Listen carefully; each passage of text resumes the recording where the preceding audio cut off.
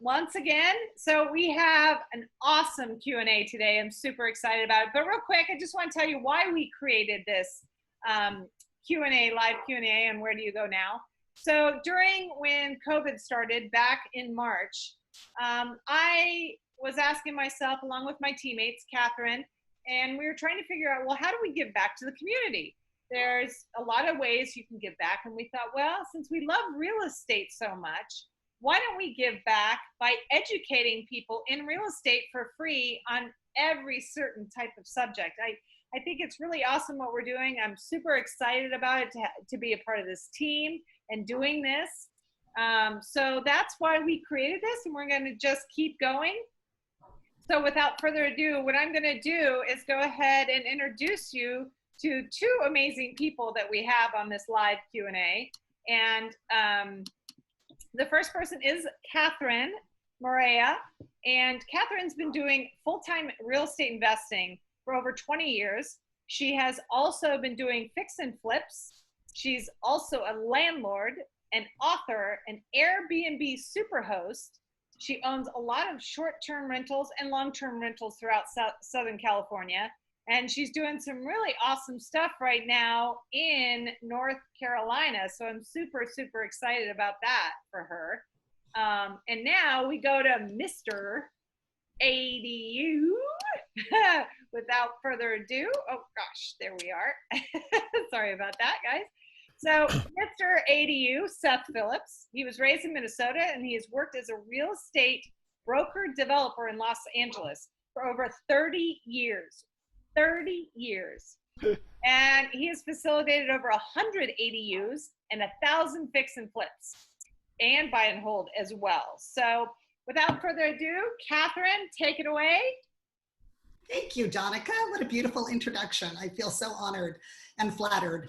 I am so excited to have Mr. ADU here. I met Seth probably a year ago at a Phoebe meeting, for investor, buy investor meeting. And then I went to one of his presentations that was in Santa Monica, basically walking distance from me. So I got lucky there, and I was just blown away. I've done a lot of research on ADUs, but I was blown away by the amount of information that he was able to share and expand on and really go very deep with ADUs. So I can't wait to ask him some questions. And the first one I'm going to ask is just, what is an ADU? Well, that seems like a pretty reasonable question. Thank you for all those kind words. Really appreciate it. It's been an amazing ADU journey, and here we are.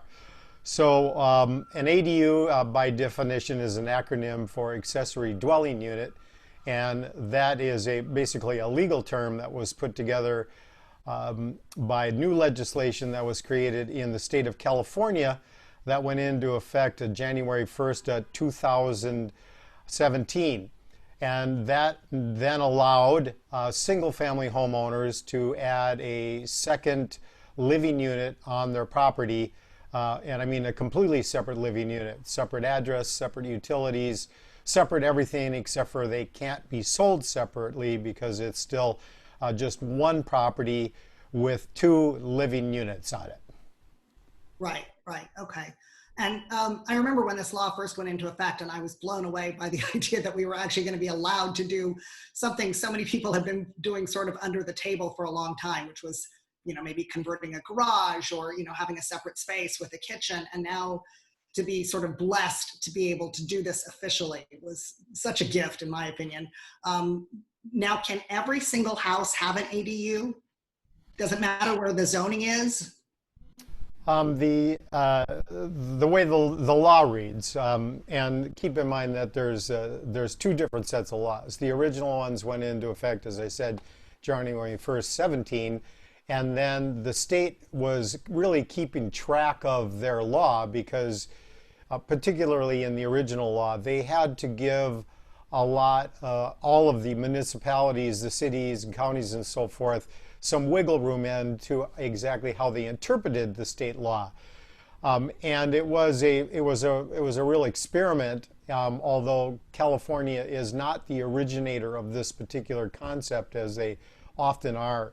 The first time that I've been able to track down ADUs coming into existence in the United States. It was in Portland, Oregon, and that was about 7 years ago. But they're actually, the first place that I heard of it was actually in Vancouver, Canada, and they've been doing it over 8 years now. So the state, after they passed the law, they were watching to see how their experiment was going to turn out. And they found that in the cities where the cities basically didn't mess with their law too much and followed the way it had been originally written, it was very successful, and many ADUs were built. Fortunately, here in the city of Los Angeles, our mayor was totally on board with it, and so there's already been over 14,000 permits pulled for ADU construction just in the city of Los Angeles. And that actually, obviously, is starting to make a real dent in the housing crisis, which was the basis of why this law was created in the first place. So as they watched that, they saw some cities where they were cool about it, many happened, and other cities where they came up with these ways of restricting it or discouraging it, very few ADUs happened. So one of the things that they did with the new state law was they put enforcement teeth into it. So now, if a local municipality does not comply with the laws, including the new law, they can be fined up to $50,000 a day until they come into compliance. Not surprising, many of these communities, for instance, Glendale, but they had to allow them, but one of the things they did was that, yeah, you can build one, but you're going to have to pay an extra $15,000 fee on top of your permit fees to do one. Of course, that very greatly discouraged people. But almost all of these communities now have really come around 180 degrees and went from, really fighting it to embracing it, so it's gotten a lot more possible.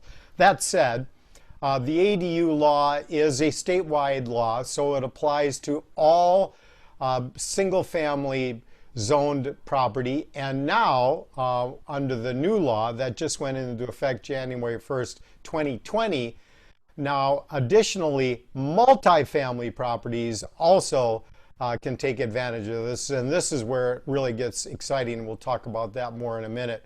But in terms of eligibility, everything zoned R1, R2, R3, R4, and even mixed unit zoning, as long as there's a residential component to it, you can in fact build ADUs on those properties. Wow, that's unbelievable. It really opens everything up to have more density, and I realize some people don't like that, but we have a huge housing crisis in California, and it's really important to be able to house people, and housing is very expensive, and rent is very expensive, and people complain about that, and the government came up with a solution, which is being able to build something in your own backyard. So if you have a garage, for instance, are you able to just convert the garage, or do you have to do something separate and new, or how does that work? Well, it's interesting is that when people talk to me about ADUs, it just almost like by default, they all start with that, almost that exact same question. They're just thinking about, well, I've got a garage, maybe I could make that into an ADU. And in theory, that's certainly the simplest and potentially least expensive way to create an ADU, and that will work universally.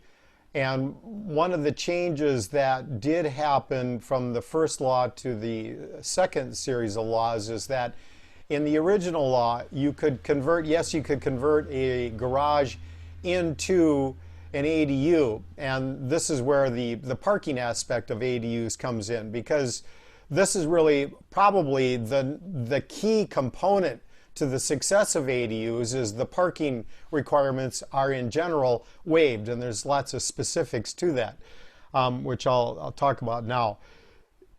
There is, in the original state law, you didn't have to have any additional parking for the ADU you created, provided your property was within 1/2 mile of any mass transit, which very conveniently includes a bus stop. And, you know, if you just kind of look at it logically, looking at almost any particularly bigger city, probably 80% of that city is within a half a mile of a bus stop, mass transit. That's the most popular form of it. So that means almost all properties can qualify to have that parking requirement waived. If they're not within a half mile, they can still do an ADU, but then they're going to have to apply some additional parking on their property. Although they make it as easy as possible, it doesn't have to be covered parking. It just has to be one park spot off street, anywhere basically on the lot. Although most local cities don't allow people to like park on their front yard, so that probably wouldn't work, but almost any other opportunity would.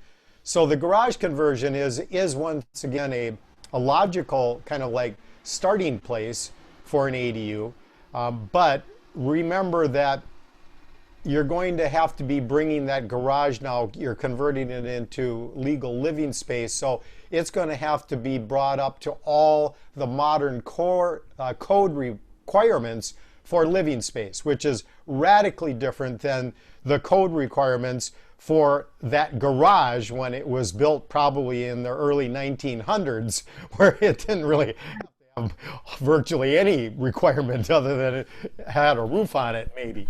Exactly. Yeah, I talked to a contractor for a client of mine that wanted to do an ADU in their garage, and the contractor was like, "You're not going to save much money, and all the retrofitting that we need to do to make this, you know, to insulate it and do all, you may as well just build new." But it is, you know, it is an option, and I know that you have built some really sort of exotic and beautiful structures. So can you tell me, how big can you build an ADU? What are the limits? So per the state law, the maximum ADU you can build is 1,200 square feet. Interestingly, in the state law, it is very clearly made that local municipalities can, if they want to, have less restrictive elements to any part of the ADU thing. I don't personally know of any place that has exceeded it, but I think I did hear of one place that was allowing even a larger, but basically 1,200 square feet is the state mandated maximum for an ADU, and virtually all of the cities that I've looked into are following that rule. Now, that said, and you brought up our example of that, so 1,200 is the maximum you can build, or is it? Oh, tell me. Other things that you can do. There's two low-hanging fruit areas where you can basically create more space. Number one, just as in a single-family home, if you have a garage and you can build your ADU and either, you know, to the side of a garage or converting the garage, but it could include a garage, that garage space does not count towards the 1,200 square feet of living square footage. It's a loophole. So if you build your ADU to the side and above your garage, like we did, that garage is still officially a garage, but it's actually going to be used as a family room. So that's one way that you can increase the size of your unit. Now, that's not, of course, going to be on your tax assessor records as square footage, but nonetheless, it's square footage that an owner or user could potentially take advantage of. And then the other one, which is my favorite one, is that we built two-story, which you are allowed to do in most areas, and certainly you are per the state law. We put a rooftop deck on top of that second floor. Now, that rooftop deck also does not apply towards the square footage limit.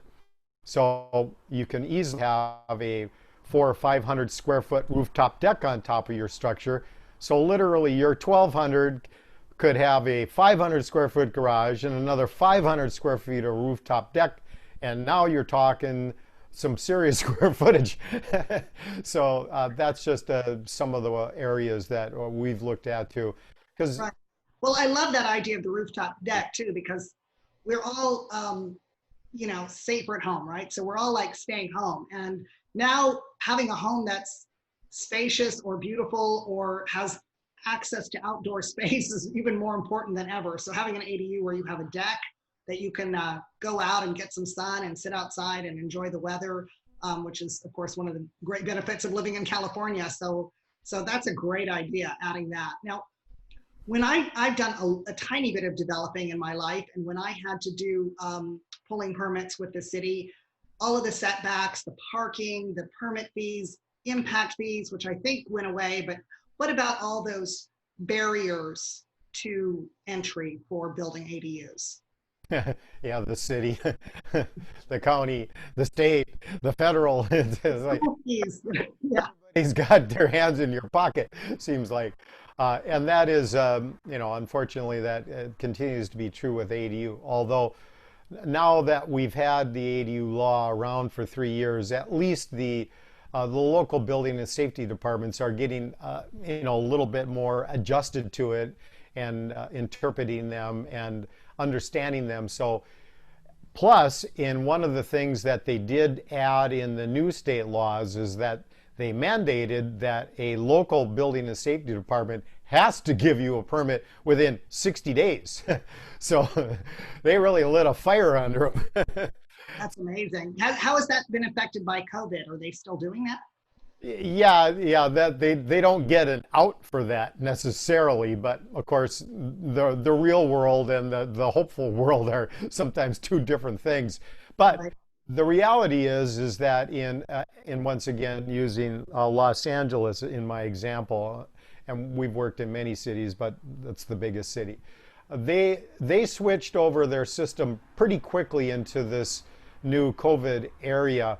There are no in-person visits into building and safety anymore, but the process is mostly the same in that you put together all the correct paperwork, plans and everything, applications, paperwork that you have to do, and you do go down to building and safety, but instead of going into the building, you just go drop it into a box in front of building and safety, and they go and pull those documents out several times a day, pull them up, and then basically the procedure from that point on is very similar, except for that you don't go in to meet with the plan checker in person to discuss the corrections that they ask for, if any.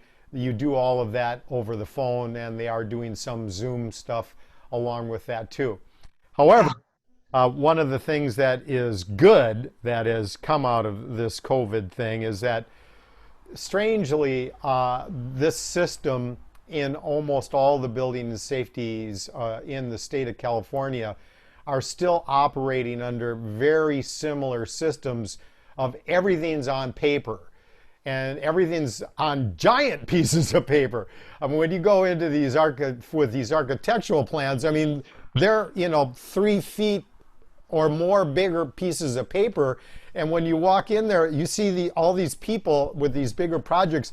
They're walking around with rolling carts because they're dragging around, 30, 40 pounds of paper. I mean, it's so, in this day and age, this is just like insane. I mean, just think the number of trees we're talking about.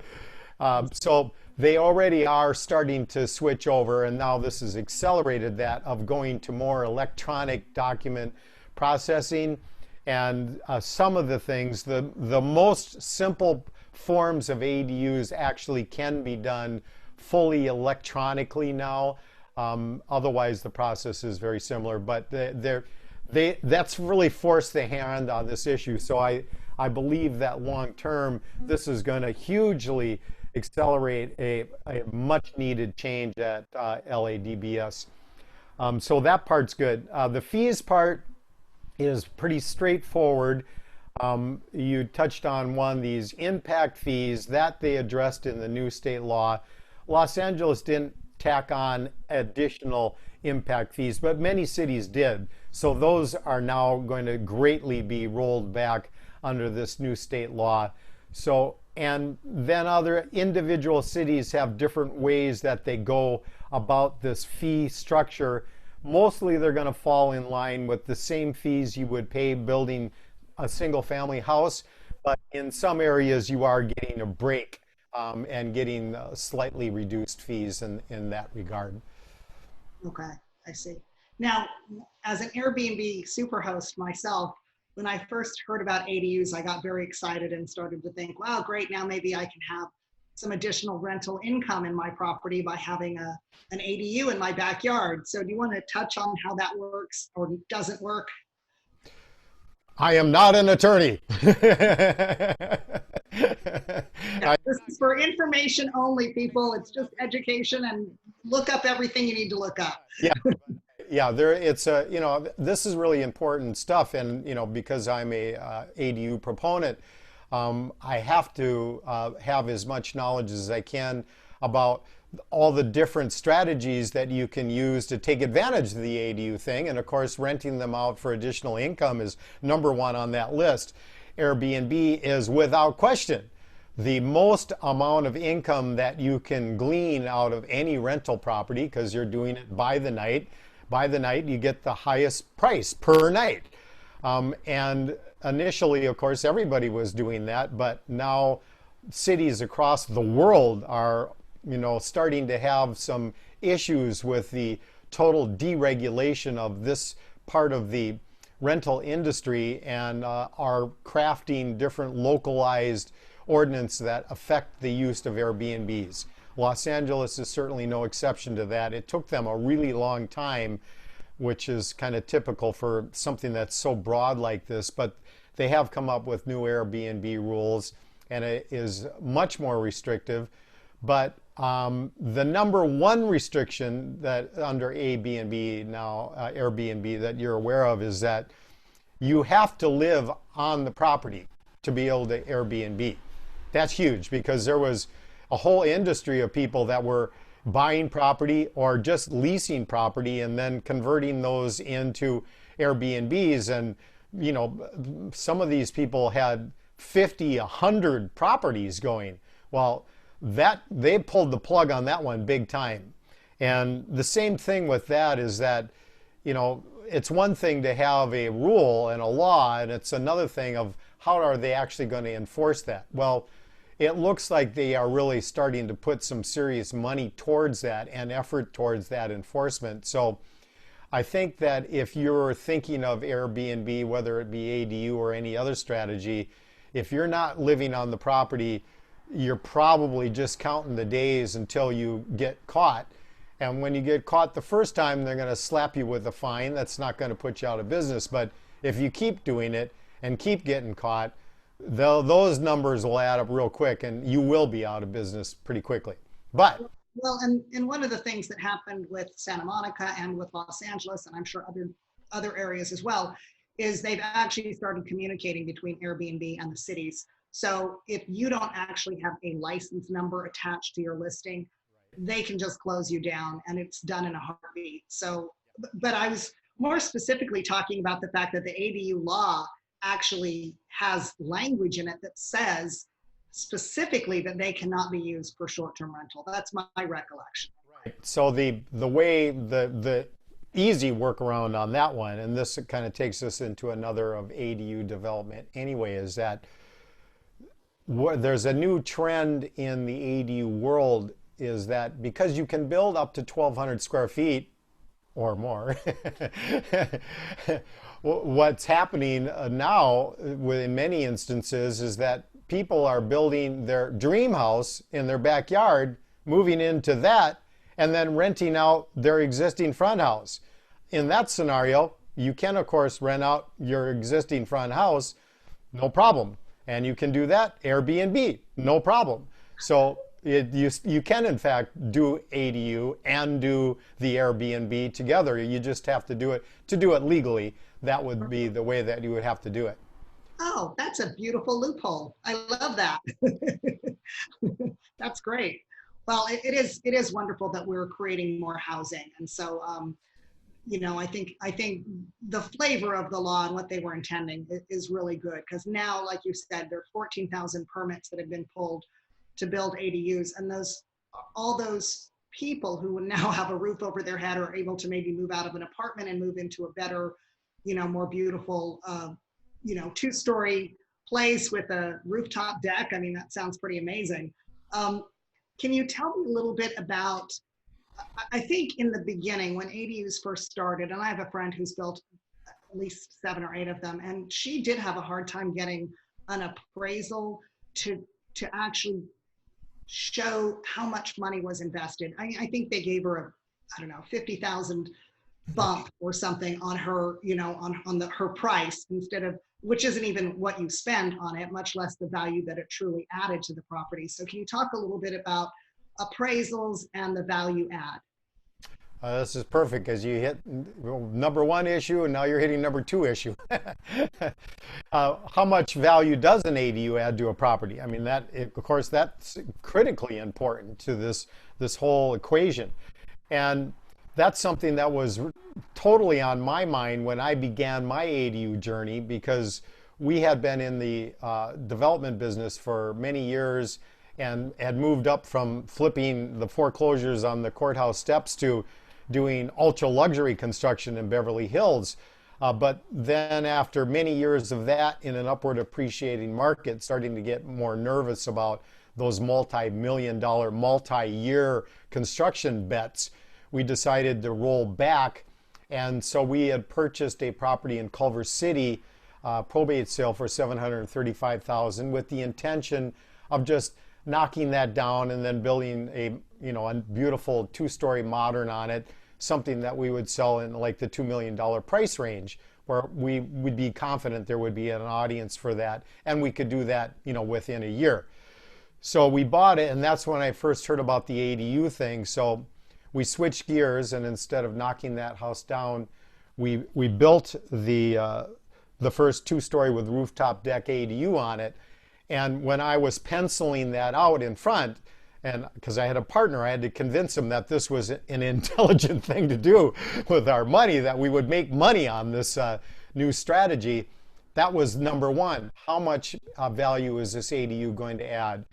So I'd made the decision that, based on my research, that I believed, and I believe now even more because we proved it out, is that your ADU should be valued at whatever your single family home that your ADU is built on is worth per square foot in that neighborhood.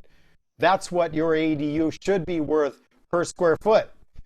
Now, unfortunately, because this is a brand new product, and when you have an appraiser come in to do the value, that can be a challenge.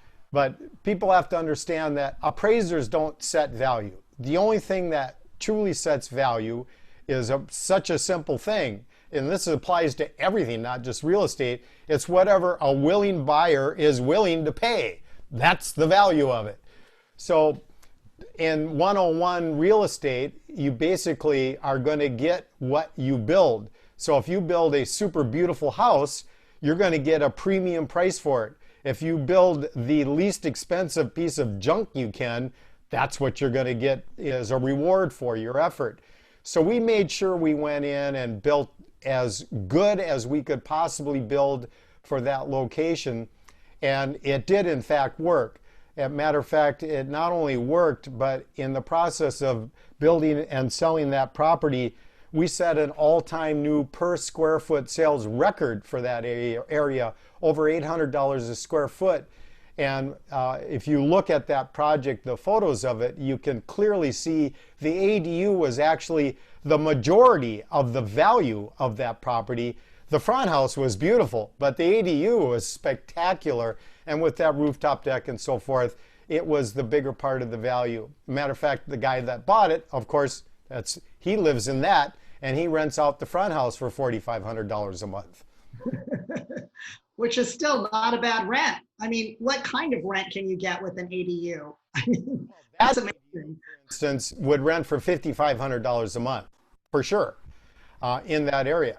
So that's where this whole formula gets crazy, because there's a kind of a simple rule that you can use to analyze any investment property. Any investment, but investment property particularly. And it's the 1% rule. And that simply states that if your monthly rent represents 1% or less of the value or cost of your investment, that's going to be a great return. Now, 1% basically, and you're calculating that from a monthly income thing, that basically is going to mean a 12% ROI, a gross ROI. So it's 12% a year. Now, in Los Angeles, for a rental property, there is no such thing. There is no property you could possibly buy as an investment property that's going to return you 12%. Doesn't exist. Now, there are other parts of the country, and you've got some great knowledge about this because you do out-of-state investing, where you can get some pretty significant numbers. But, you know, even in those areas, you're going to be talking about probably 8-9% maybe. But here, you're going to have this unbelievable return, and you're going, well, Seth, how is that possible? Here's why. You're building it on free land. There is no cost to the land. You already own the land. That cost is already spoken for. So when you're looking at your ROI, all you're looking at is a simple comparison of the cost of the construction versus the income it brings in. The cost of construction versus the equity that it creates on your property. And it's always, I mean, you could build the worst ADU in the world. You could screw it up in every way you possibly could. It's still going to be a home run from an investment standpoint. Right. Because the dirt is the most expensive part of any investment property. And if you got free dirt, you got a winner. Well, yeah, and certainly in California where the dirt is at a premium price. Yep. Now I want to circle back to multifamily and junior ADUs, or sometimes called JDUs. When are JDUs allowed? Well, this is an interesting concept. The junior ADU actually was part of the original state law, and it's just a smaller subset of ADU. A junior ADU has to be under 500 square feet, well, 500 or less, and it has to be a conversion of existing space, living space of a house. Now, there's a couple of exceptions to that.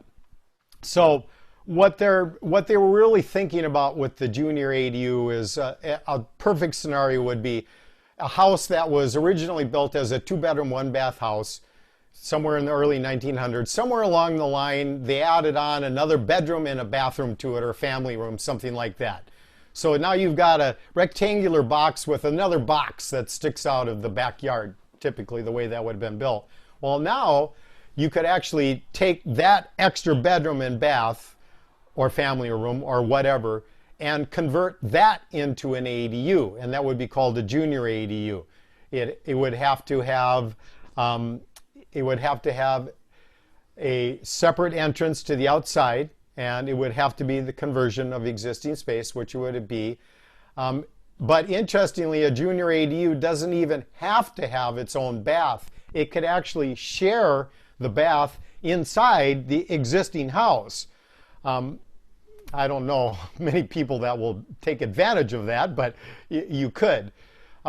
Curiously, though, that whole concept is a little weird because one of the strange exemptions that they put into that law from the very beginning, which continues to be true, is that the owner has to live in one of those two units.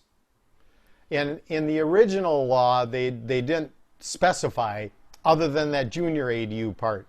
In the new state law, they specifically state that an owner does not have to live on the property to have an ADU. However, that junior ADU is still not that way. You still have to live in the property if you have a junior ADU. So that's a little bit of a challenge. But there's a huge new opportunity for owner users anyway, and that is under the new state law, now you can have 2 ADUs on single family. And to qualify for 2 ADUs, one of them has to be a junior ADU. So you can have the junior ADU, and then in addition to that, you can build a separate detached or attached full-size ADU besides. So you can, in fact, have 2 rental properties utilizing the junior ADU concept. But the junior ADU thing is, for some reason or other, and this I don't understand, they put a bunch of extra regulations on the junior ADU where you would think logically it should be the other way around. Why they would make that more restrictive, I don't understand, but they did. So that's one of the challenges with junior ADU. Okay, so to summarize, if you wanted to go the route of getting a junior ADU, you wanted to basically triplex your single family house, you would only be able to do that if it is your primary residence, if it's somewhere where you're living. Yeah, unfortunately, that's the way that one rolls. And my understanding is most cities are actually putting some real teeth into that, where that deed restriction goes on your deed. So it's not just you, it's every owner that comes after you as well. So it's a serious consideration. However, there is one little magic way. I mean, you can't get around that part. But as an owner user part, this is still a really cool concept. The best way to do this, to take advantage of creating new value out of it, because if you just like converted part of your house into a junior ADU, yes, you've created a new rental thing. However, you haven't actually added any new square footage to your property in that regard. But there is one way that you can, and that is they do allow the conversion of an attached garage to become a junior ADU. And that would be really great, because then you're actually now going to be adding that square footage as new living square footage to your property. So that is going to increase the value of it pretty dramatically. Plus, you're going to have the rental aspect from it both. So there are some applications where that is totally a great idea to do, but it is also have that one little extra string attached to it that is a challenge.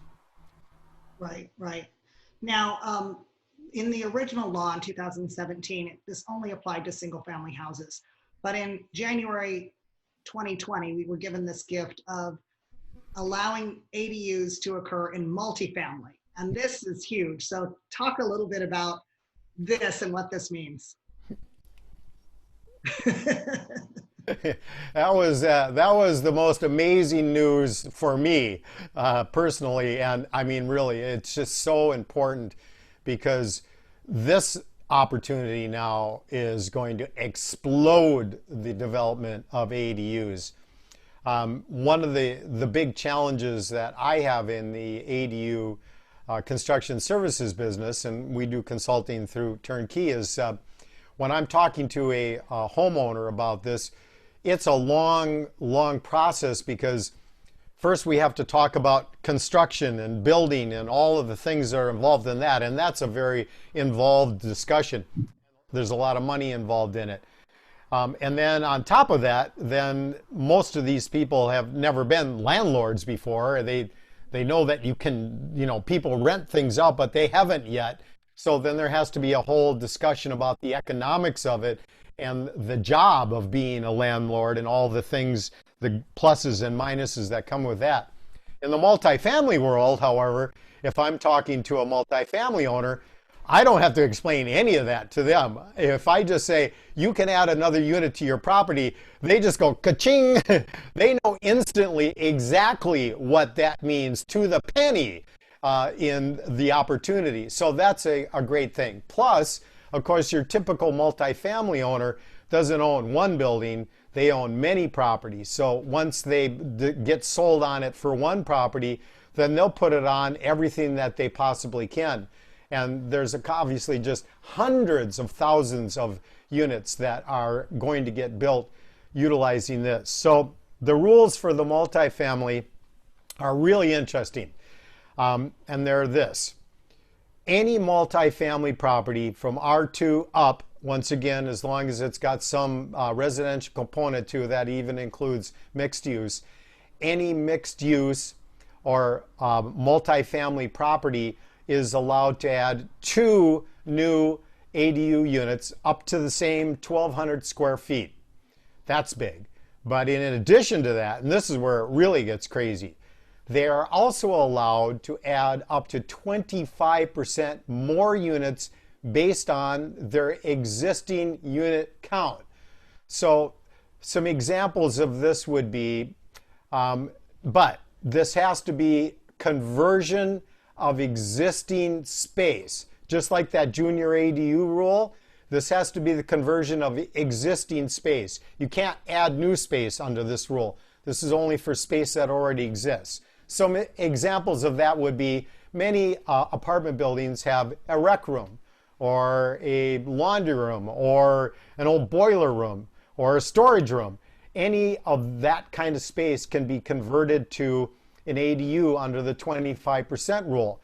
And the 25% comes into, that's based on your existing unit count. So examples would be like you had a duplex to a fourplex building. You can add 25% more units. That would be one unit. So you could add one more conversion unit and so forth. So 8 units, you could add 2 and so forth and so on. But there's no limit to that. So if you had a 100-unit apartment building, you could conceivably add 25 new ADU units plus the 2 brand new ones. The 25 would have to be the conversion of space. Well, you go, well, how could you add 25? You know, you only maybe got 1 rec room. Well, here's the gold. That includes the conversion of parking.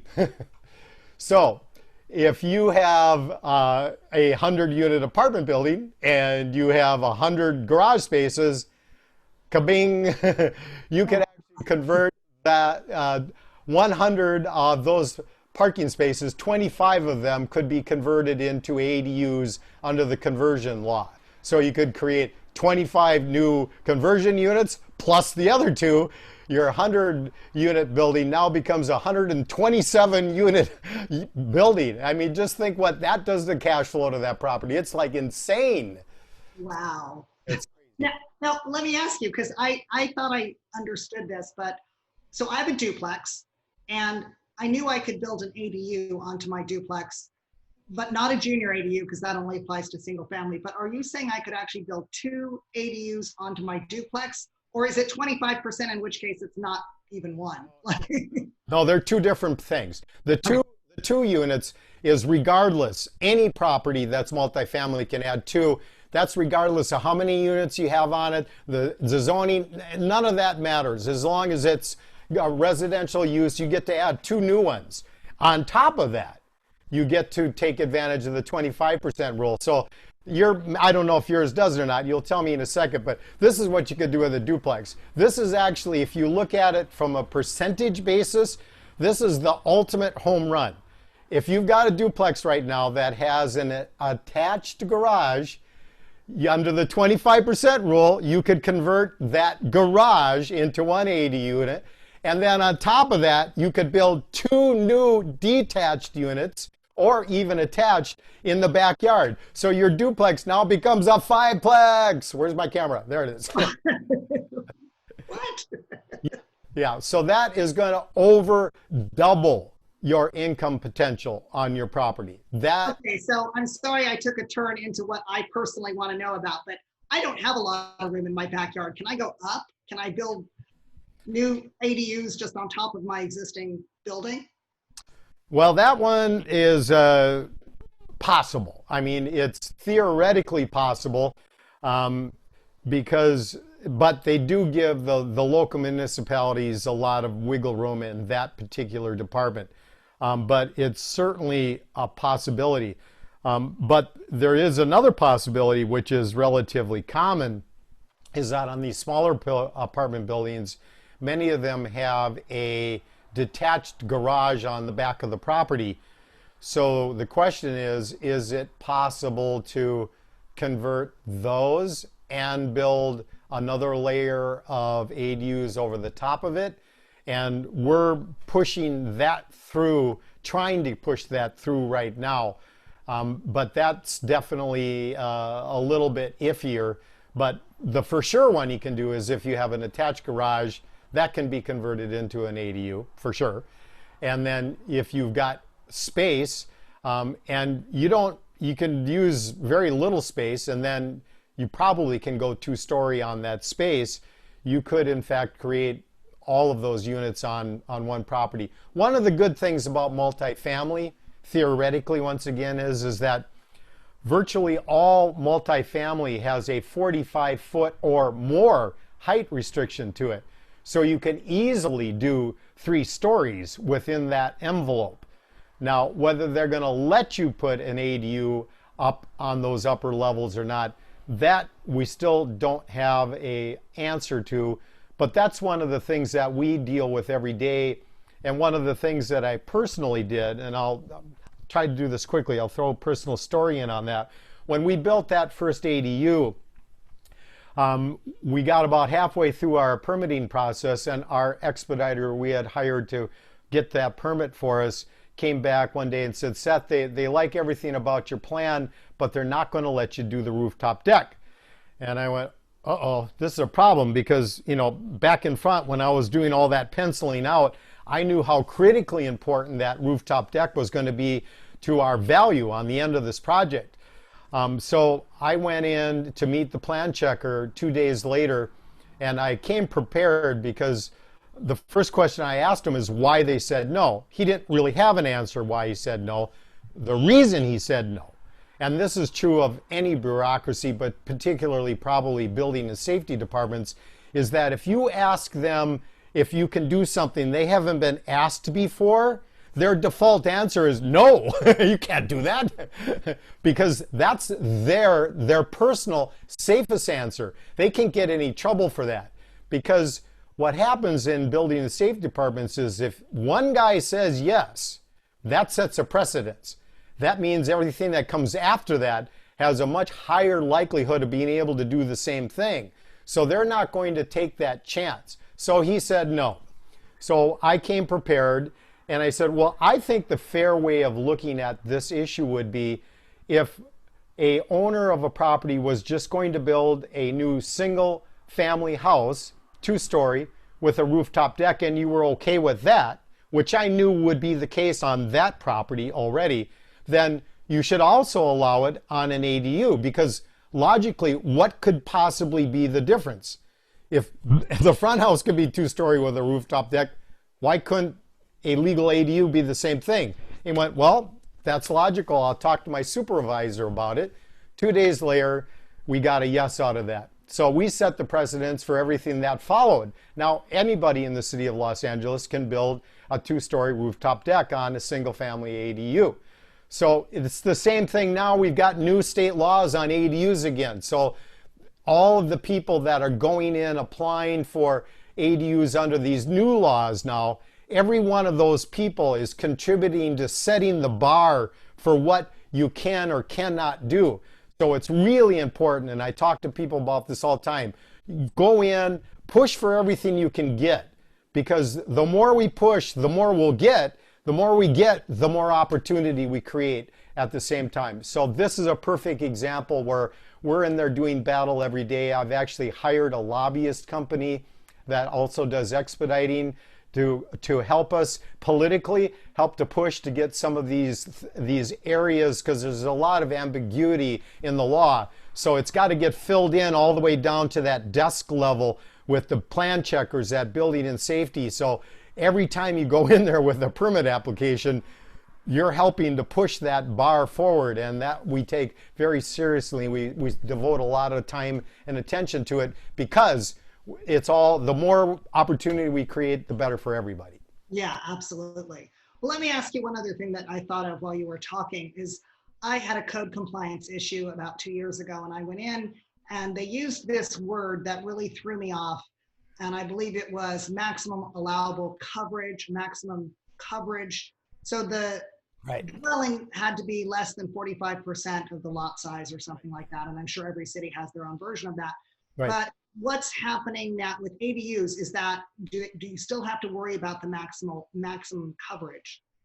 Yeah, the term for it is, the acronym is FAR, floor area ratio, which is exactly that. And you nailed it. For the city of Los Angeles now, your total living square footage cannot exceed 45% the square footage of the lot that you're building on.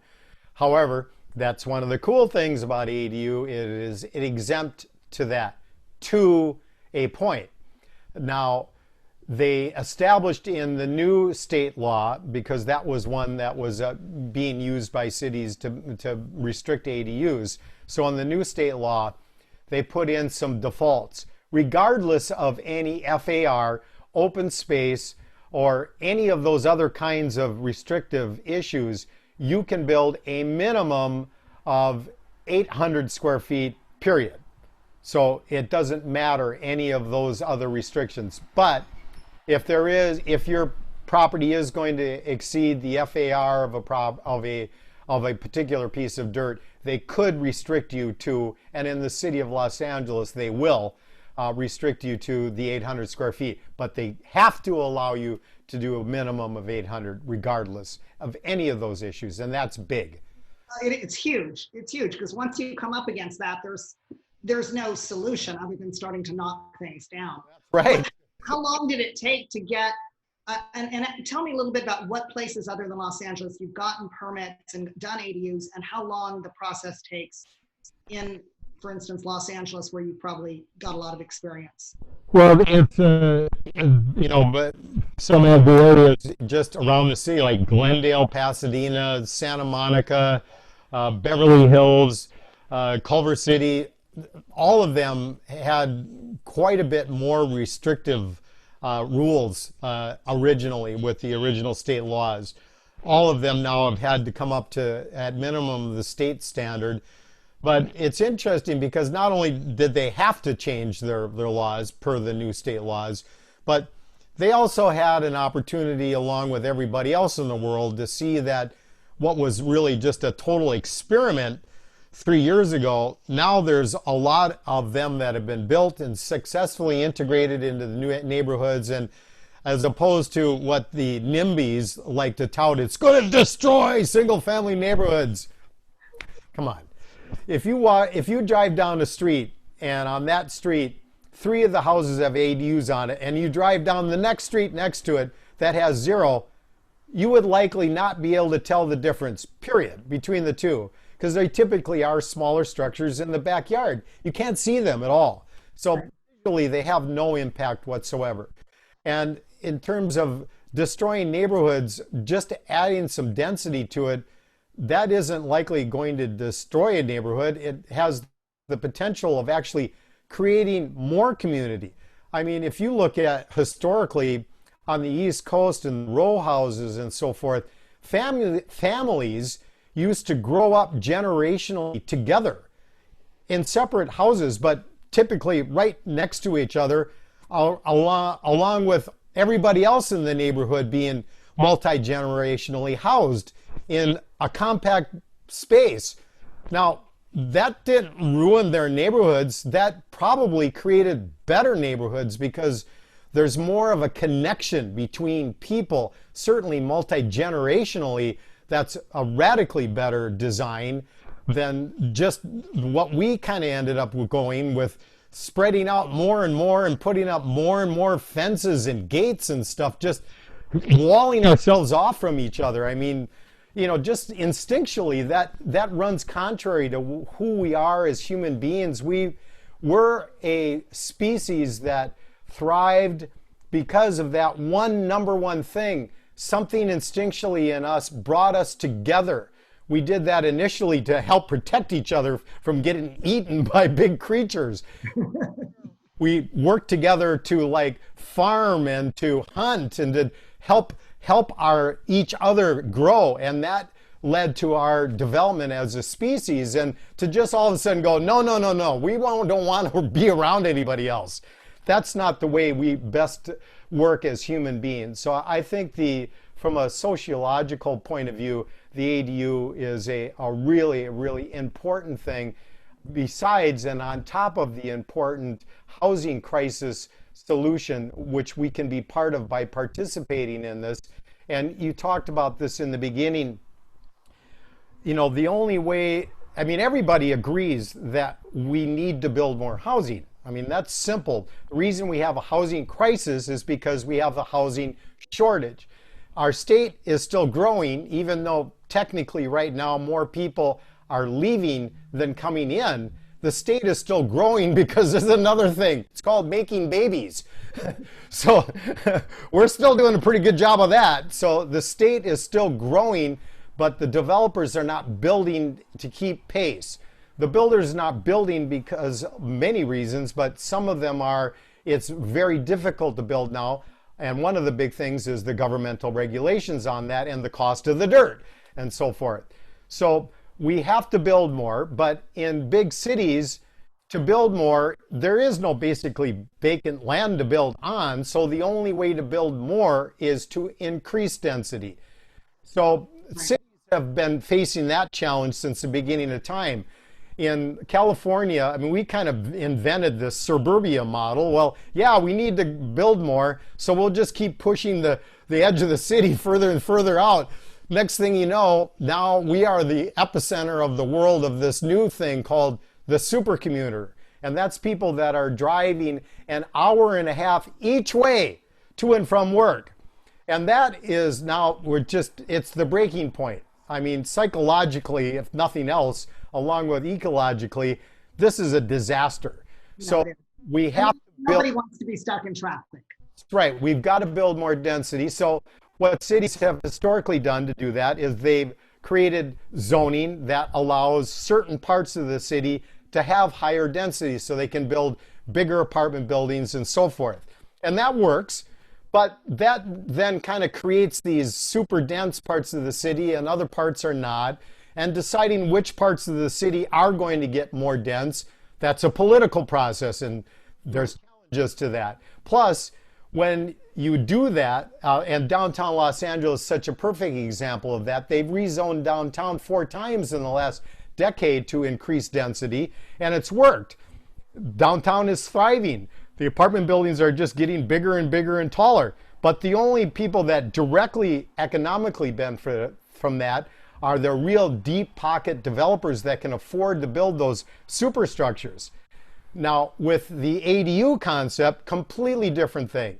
It spreads the density out across the entire city, which is the fairest way of increasing density, and then every homeowner can financially benefit from this increased density if they want to by building their own ADU, which is also the democratic way of dispersing the wealth that can come from that opportunity. So just from a concept wise, this is almost hard to believe that government thought of this. That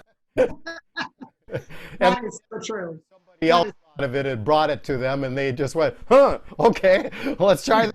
Yeah, it really shocked me when this passed, and I just thought, what a gift this is, and we need it so bad. Seth, we are coming to the top of the hour, so I want to let you share with people how they can reach you, get in touch with you, and then I want to wrap things up. So how do people contact you? Fantastic. I appreciate that very much. And we do offer all things ADU, from just consulting services all the way through turnkey construction. We're working a lot with the prefab construction now, which is going to save time and money, both with ADU production, which is a fantastic thing, plus a brand new product that we just started with, which suddenly became an amazing opportunity, and that is backyard sheds, studio sheds. And I was not that interested in it, but then all of a sudden we've got a really cool product that we're representing. And you know, one of the best uses for a studio shed is a space to work from home. Then what happened? The whole country got sent home to work. And all of a sudden it went from kind of an interesting idea to hundreds of thousands of people are not going back to a typical office situation anymore. So you've already seen the crazy videos of people trying to work from home at the kitchen table, and that doesn't work very well most of the time in your typical family environment. So critically, to have a backyard space to work in is cool. And so there's a really interesting little wrinkle here. That is, you can put up to 120 square foot structure in your backyard with no permit whatsoever. So this is an opportunity now, and 120 square feet is a 10 by 12 foot room. So with this product that we're now promoting, you can put a 120 square foot, super cool, modern looking shed with a triangled vaulted ceiling roof, all kinds of glass for $15,000 in your backyard as a home office or homeschooling or home gym, she shed, he shed, whoever said shed. So, you know, I think we're going to have you back on for a follow-up to this in a few weeks, because I'd love to go down that path and learn more about that. So I agree. Yes, yeah, please. we'll have you back. so the simple contact thing is Seth at adugold.com.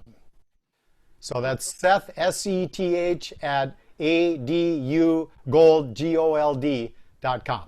That's me. Awesome. And it truly is gold. I mean, what you're sharing, I mean, I've learned so much tonight. So thank you for taking the time and doing this. It's so inspiring. I love hearing you speak. I love all of the knowledge that you've gathered and walking that path so that we have an easier path to walk when we decide to do it. Cool. Let me just wrap up and say that next week, I believe we are going to have Azumi Tanaka, one of the ladies in our tribe, will be speaking to someone about green housing, green homes. She's an expert in this and is certified in this. So we're going to have a little chat about that next week. If you want to tune in, same time, it will be Thursday. It will be 4 o'clock Pacific. And if you want to get a hold of me, I'm Katherine.Mariah at exprealty.com. That's my full name. Or you can see me on Facebook. If you're watching this on a watch party, you can just message me on Facebook. And Donica, do you have any words that you want to share? Any contact info? Yeah, absolutely. I want to just thank you, Seth, for joining, and I'm super excited to actually have you on more than just today, for sure. I really appreciate everything you shared and educated us on. Yeah, I just want to share with everyone. I just went ahead and put Seth's information on the Facebook Live, so it's Seth at Seth at adugold.com. So I just put it in the Facebook Live. So thank you again. And then also for those of you watching, if you want to learn more about our team, we are doing a Facebook Live tomorrow at 1 p.m. And I'll put that link in there as well. So thank you again. And as always, you know where to find me, Donica, where do you go now? And thank you again, everybody. All right. Take care. Thank you. Bye. Bye-bye. Bye-bye.